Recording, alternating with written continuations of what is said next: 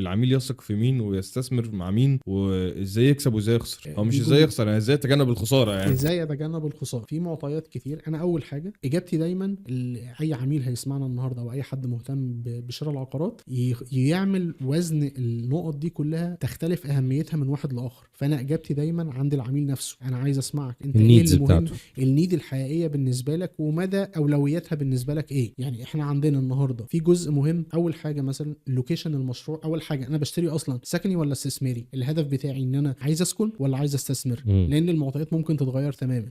مش شرط ان انت يعني في جزء زي ما احنا حكينا من شويه على ان انا عندي مكسب في السكني في الاستديوهات، لكن عندي مكسب في التجاري وفي الاداري وفي الطبي وفي الوحدات الفندقيه شكل مختلف. السكني كمان احنا بنسمي الساحلي او السخنه او المناطق دي سكند هوم، مش اللي هو المسكن الرئيسي بتاعي. فيها مكسب، فيها مكسب، فيها لها طرق استثمار تانية مختلفه عن السكن. فانا السؤال الاولاني، انت النهارده عايز ايه؟ عايز تسكن، يبقى هندور على حاجه سكن. وسكن دي فيها هدف او جزء استثماري ولا سكني خالص؟ سكني خالص احلم براحتك يا باشا واتمنى اللي انت عايز تتمنه. انا عايز اشتري شقه 200 متر 250 متر، اديني الدور الاخير واديني السكاي فيلا الدورين اللي فوق بعض بس ما الدوبلكس. فيش مطور عقاري دلوقتي عنده سكن استلام فوري يعني هو حتى لو سكني فهو برضه بيتكلم في سكني كمان 2-3 على الاقل. لا انا بتكلم ان انت الاول وضح لي انت عايز ايه. انت عايز تسكن ولا عايز تستثمر؟ ده النقطه الاولانيه. هتسكن، اديني احلامك اللي انت عايزها في الوحده اللي انت نفسك تعيش فيها.